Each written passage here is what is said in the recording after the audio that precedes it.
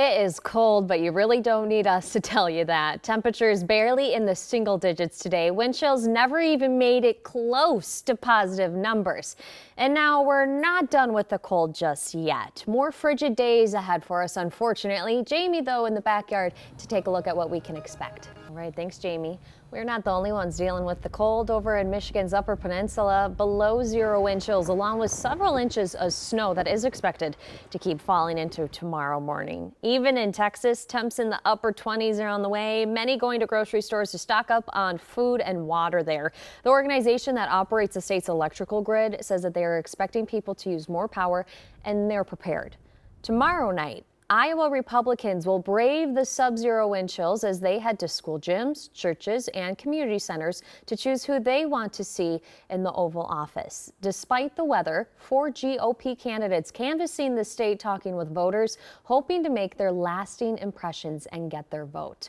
According to polls, there's a clear frontrunner in Iowa, but a tight race for number 2. John Croman is in Des Moines tonight with what to watch for in the caucus and what the latest polls say. Here in Iowa. Be sure to stay with KARE and NBC for the latest from the Iowa caucuses. John will be bringing us live reports throughout the day tomorrow. Also, NBC's Lester Holt is in Iowa to talk about what's different and why Iowa matters in Decision 2024. You can catch nightly news on KARE 11 tomorrow night at 5:30. 2 people were taken to the hospital today after a fire at an apartment building in Roseville. It happened around 7:30 this morning. The Roseville Fire Department says that they used a ladder to rescue a person who was hanging out of a second-story window asking for help. Another person was able to get out the front door. This fire is under investigation. Tonight, a sad update to the school shooting in Perry, Iowa earlier this month. Perry's high school principal died this morning from his injuries. Witnesses said that Dan Marburger was a hero, distracting the 17-year-old shooter so that others could escape. Marburger worked at the Perry Community School District for more than 25 years. That piece that blew off the Alaska Airlines flight earlier this month is now at NTSB headquarters. The agency sharing pictures of 2 investigators unpacking the door plug. More than 170 jets are still grounded after the FAA said that they have to go through another round of inspections before they can fly again. Tonight, the FDA is still investigating after it says it found lead in applesauce and fruit puree pouches late last year. The FDA says that it now had more than 300 reports of higher lead levels in blood linked to those pouches in 37 states, including right here in Minnesota. Tonight, Heidi Wigdahl spoke with one of those families. Yeah, Morgan, the recalled brands from last year involving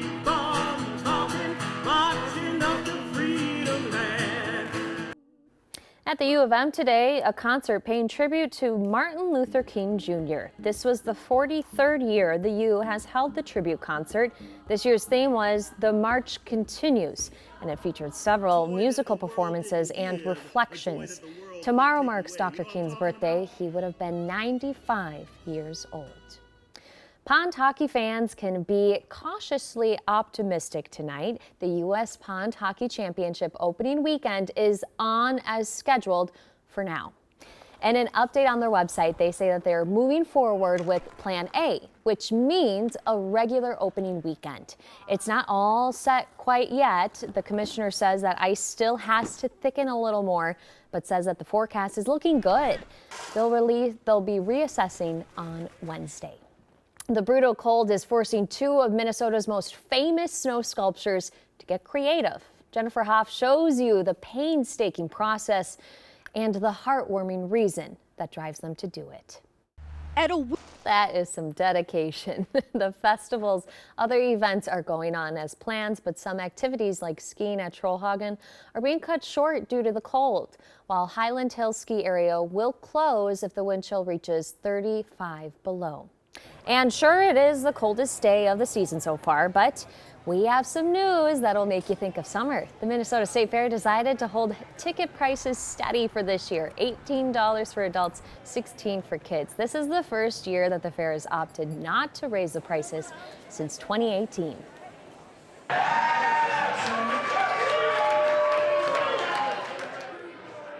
All right, time to give them their flowers. Green Bay Packer fans are celebrating a big win tonight. Just a few hours ago, we stopped in at Park Tavern in St. Louis Park, where fans had gathered to watch the big Packers-Cowboys game. Don't cut him out. Jordan Love, first. Will Hall is here with some of the highlights from that game.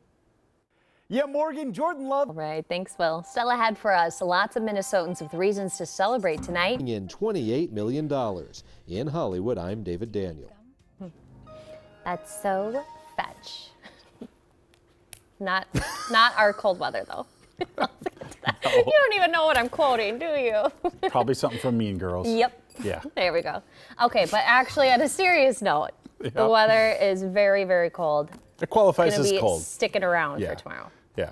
My professional opinion is that anything below zero, that's where cold starts. But that's just my opinion. You're entitled to your opinion as well. I all feel like we're on top of the world right now. The best feeling ever. Yeah. Indeed. I love all of these women's sports that we covered tonight. Dominating. Yes, just dominating. All right, everybody, stay warm. Our women's team did it last night. We got it today. Basketball capital of the world. Mankato, Minnesota. Let's go. That was Minnesota State Mankato head coach Matt Morgenthaler celebrating the men's NCAA Division II championship win. A close game beating Nova Southeastern this afternoon. As he said, it comes less than 24 hours after Mankato's women won their NCAA title. The governor tweeting, "Huge weekend for my hometown Mavericks. Congratulations to the men and women's basketball teams." Will Hall joining us now. The Maverick Madness is actually historic. Yeah, Morgan, what a 24 Those are really fun games to go to. The Saints won, by the way, 8-1. And now we just have to hope that the Twins have good weather for their home opener coming up this week. Wow. Tonight, Minneapolis police are looking for a hit-and-run driver after a man was hit by a vehicle near the intersection of 26th and Penn Avenue in North Minneapolis. The man was taken to North Memorial Hospital with non-life-threatening injuries. And just after 7:30 tonight, Metro Transit Police tell us that a light rail train and a car collided at 5th Street and 3rd Avenue near Minneapolis's Government Plaza. Now, police say that one passenger on the train had minor injuries and no one was hurt in the car. Investigators believe that the car ran a red light. Maple Grove police say that after another day of searching the pond near his home, they have not found any more evidence leading them to missing teen Winston Drape Hall. They say that the water conditions and poor visibility made for a challenging search for Hennepin County Water Patrol. 18-year-old Winston was seen at the Maple Grove Community Center carrying a duffel bag on March 23rd. His jacket was found in the pond yesterday. The NTSB has found that the container ship that crashed into the Francis Scott Key Bridge in Baltimore weighed 248 million pounds at the time of impact. The largest crane on the East Coast arrived yesterday and will now be used to lift hundreds of thousands of tons of twisted steel and concrete out of the water. Right now, the wreckage is still blocking other ships from entering or exiting the ports of Baltimore. Everyone's proud. 6 construction workers died in that bridge collapse. The number of measles cases in the U.S. has nearly hit triple digits. The latest numbers from the CDC show that 97 reported cases as of Thursday. The agency says in more than half of the cases, patients were hospitalized or had to be treated for complications. And just over half of the reported cases were in kids under 5. Health officials say that the majority of measles cases were in unvaccinated people. AT&T is investigating a cyber leak that dumped millions of customers' data on the dark web. That includes personal information like social security numbers. The company says that the leak happened about 2 weeks ago. The leak affects more than 7 million current customers and more than 65 million former customers. AT&T is contacting affected customers and has reset their passcodes. It also is offering free credit monitoring services. Spring break travel is in high gear. The TSA reports yesterday was the 10th busiest day ever, screening around 2.79 million passengers. The agency says that the rest of the weekend is expected to be busy too, so if you are going to be flying, they do recommend getting to the airport early at the beginning of this month. The TSA reported, or at the beginning of this month, the TSA reported a nearly 6% increase in passengers at the same time over last year. And last year was also a record year. Despite skipping a Good Friday event, Pope Francis presided over a nearly 2-hour-long Easter vigil tonight at the Vatican, one of the holiest days in the Christian calendar.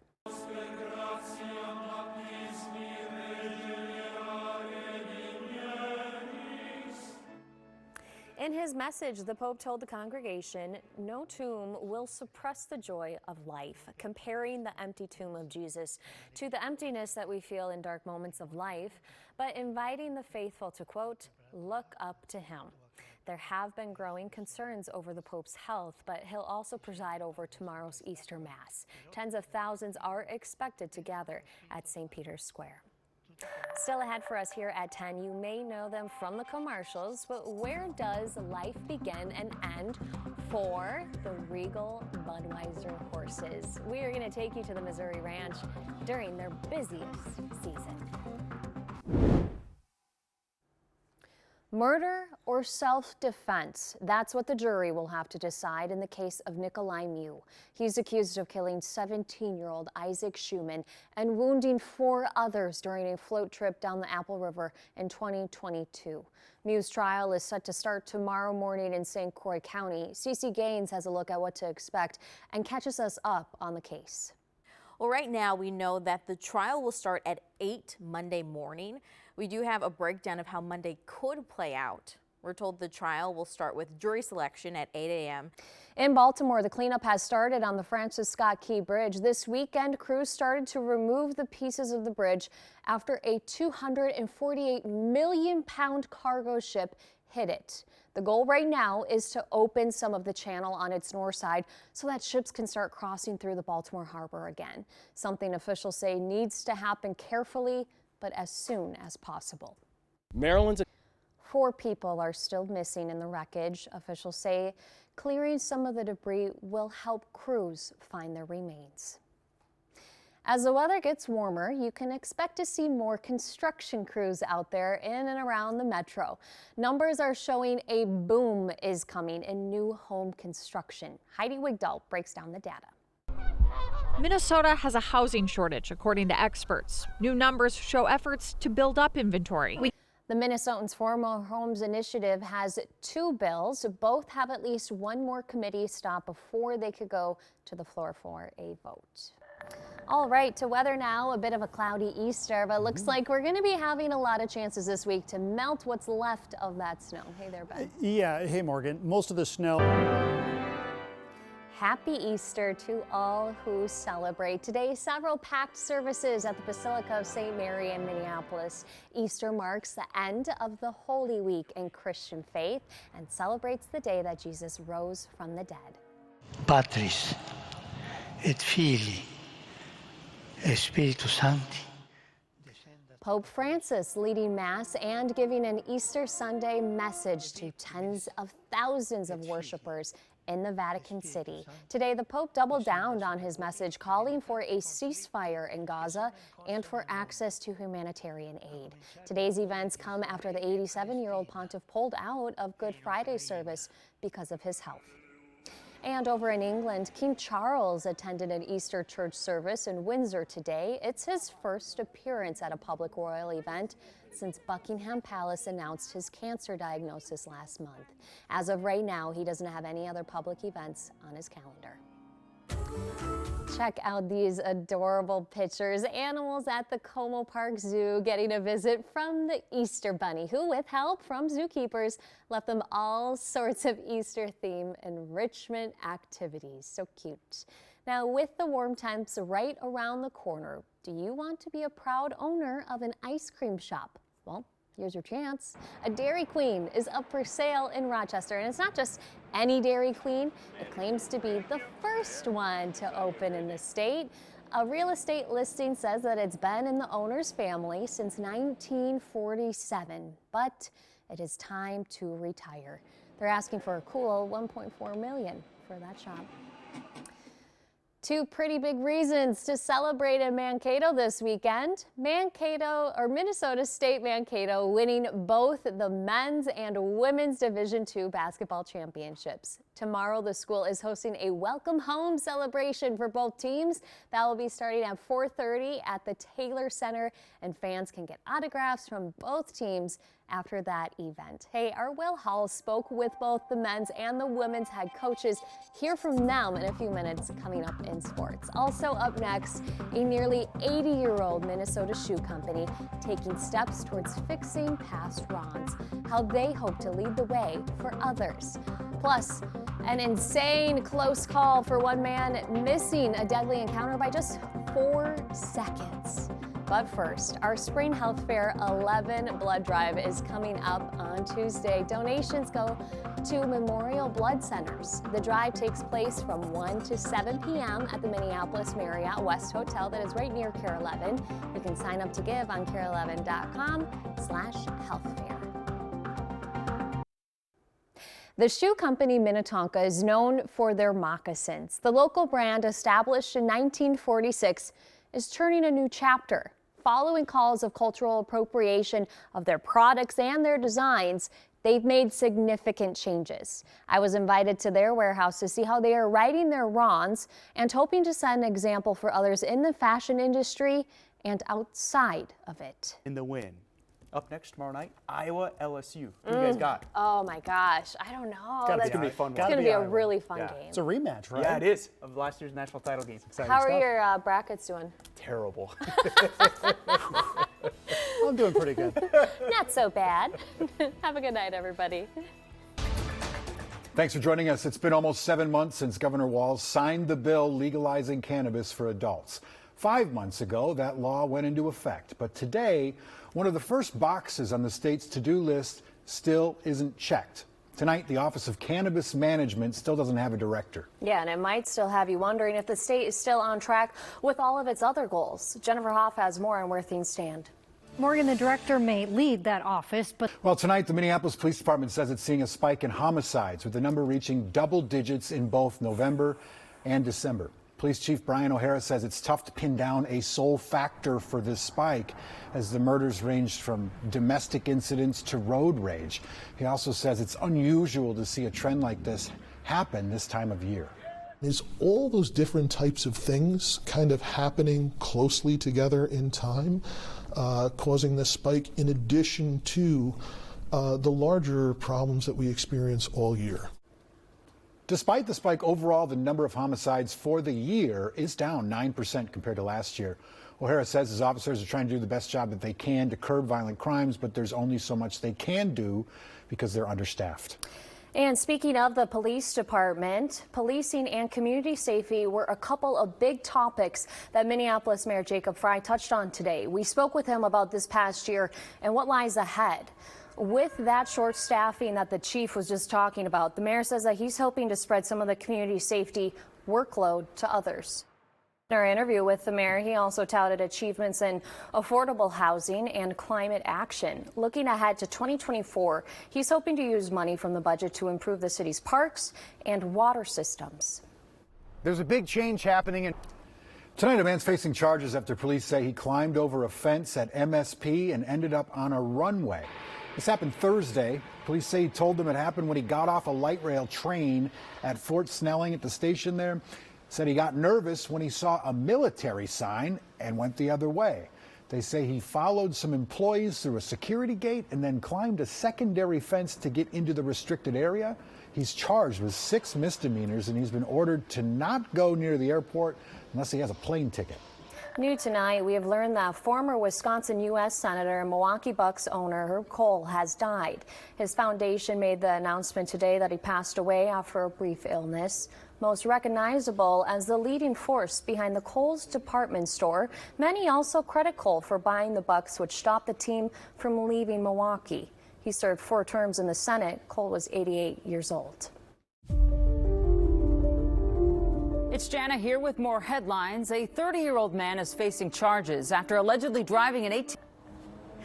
You ever seen a laser loon before? That's what we just did with our graphics department there. All right, turning to weather now. Lukewarm winter continues. Yes. Mace, Yes. We're going to cool off or what?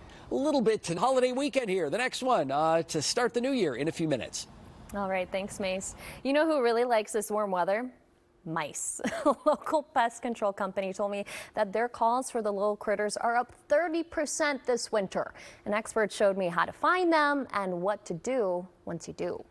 This year, just literally nothing. A December with not a lot of snow. We have seen some things in the garage. Has homeowners finding a lot more mice. We don't like mice, and I think a lot of people don't, but we're definitely part of that camp. I'd say if I have 100 customers, at least 85 of them are phobic to mice.